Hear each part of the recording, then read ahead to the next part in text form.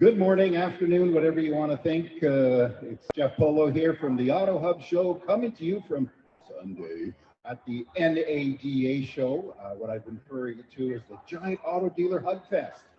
And Sundays are generally the day it's a little slower, lets people get together a little bit better, chat business, or some people, parties just aren't getting up. And speaking of parties, I have my good friend here, Jason Berry from Digital Airstrike, which I think is a place of all the neat names. You guys are the neatest names. I keep looking for a digital airplane to come and zap me. It's a good one. Yeah, it's a good one. I appreciate you. Wait, how are you? Good to see you. Lots of friends in the industry. It's great to see everybody. And it's great to see people live. Absolutely. Yes. And, you know, yes. and all these people that I've met digitally. Right. And you walk up and you go, well, I know you from here. Yeah, exactly. I know you're looking good from here down. Oh, thank you. Thank you. People think I discovered I'm taller than I look online. Everybody's taller than Sir, how you doing? Good to see you. Yes.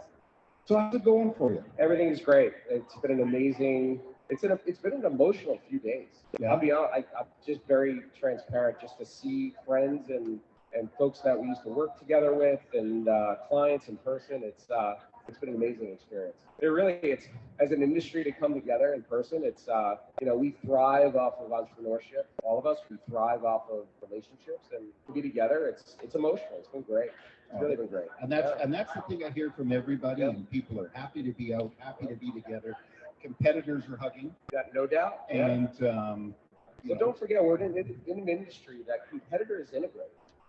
Competitors partner because our mutual clients demand and require that we all communicate together. And I'll lean in a little bit on Digital Airstrike. We integrate with over 200 different companies. So we compete probably with most of them in components of our business. And to be able to have relationships with our frontline, client-facing, dealer-facing teams and executive teams, that's functional. That's high function for value for the consumer and value for the dealers and the manufacturers, the lenders, all the players.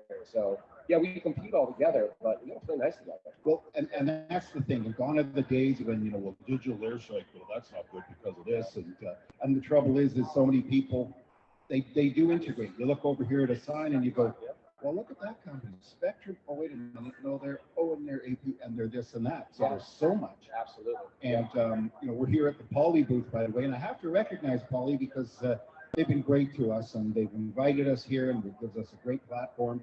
And formerly Dealer Policy, but Poly, and I'm going to get in trouble because I always say that I want some pockets.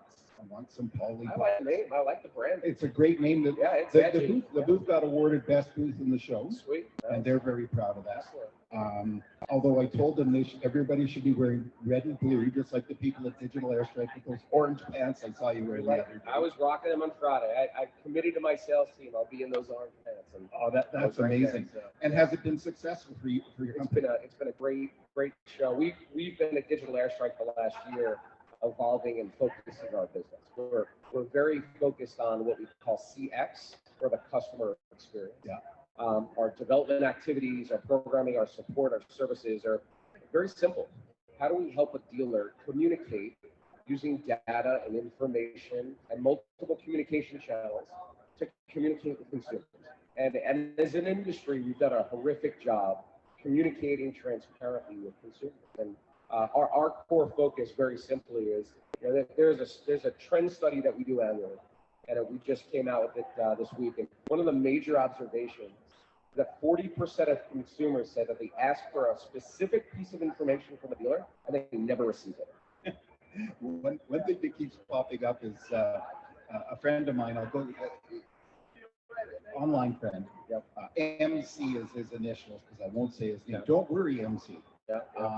And he isn't a DJ either. Okay. But he talked about reaching out for a car, sending out leads for himself, or maybe for his family. And he sent out 5 leads to dealers in his area because he wanted to do the business locally. Mm-hmm. Got 2 autoresponders and 1 callman. Yeah. And then he gradually got bigger till he went 200 miles away. That's it. Bought the car. Yeah, and the piece that, forget about the word transparency, because it's a worn out term in our industry and everyone keeps talking about it. It just comes back to basic communication. That I truly believe the thousands of dealers that we work with, there's an intent to be transparent, right? There's an intent and a goal to provide better information. But dealers don't necessarily know how to do that in scale, specifically as they have fewer employees. They have a smaller BDC team, a smaller sales team, a smaller F&I team, and even on the service side as well. And how do you augment your people? How do you balance that with technology to be able to engage that consumer using really smart rules, kind of guardrails that the dealer sets up? So we're having a lot of great conversations around that. That's been the primary thrust of Digital Air Strength, what our focus is moving forward. There's no question. Here's the funny part. Yeah. We both know thousands of people. And of the hundreds and hundreds of dealers we know, I've met two whose sole purpose is to get every penny they can, to screw everybody they can, and take no prisoners. Right. Of salespeople, it's in the single digit. Of managers, it's in the single digit, low single digits. Yet, what do we all talk about? We talk about the negative experience. If we were more transparent, we would know to ourselves. Here's the scary part. We would know to ourselves how much a better job we actually do. Right. Because we wouldn't share good, we would share good stories. No doubt. And he did share it in the end, but he get in trouble. Well, I think we've evolved and learned quite a bit. I'm in the New York market, and for 3 months deep in the pandemic, the New York, New Jersey, Pennsylvania markets were shut down. Right? Yeah. Dealers were shut, showrooms were shut, and dealers needed to get very creative and think about how do you sell a car, how do you roll a deal, how do you service that vehicle, and consumers, they're not going to get what the information that they're seeking, they're getting from that dealer. They're going to move on very quickly because digitally they can move rapidly. And brand loyalty is eroding because of that. Dealers are seeking the experience, or consumers are seeking that experience, as opposed to settling, because they don't have to settle anymore. That's right. That's right. Yeah. And if you think about resilience, look at this industry. No doubt. The smallest dealer, even a used car lot, has 7 figures tied up in that. The big ones are 8 figures. The groups are 10 figures. And they went through this time when for 3 months pretty much shut down and came back and then got hit with shortages, right, and then got hit with used car shortages, and then got hit with high prices, and now it's high gas. And some people are saying, oh my God, what am I going to do with this 8-liter 17-inch lift truck with 39s on it, and it cost me $400 to fill it up. Yet we're coming back and we're doing it strong, and we're here. You nailed it. That's it. Exactly. Yeah. Well, thanks for having me on there. Thank you. Yes. Much appreciated. Always a pleasure, friend. Really a pleasure to see you and to meet you. Thank you. Thank you. Thank you.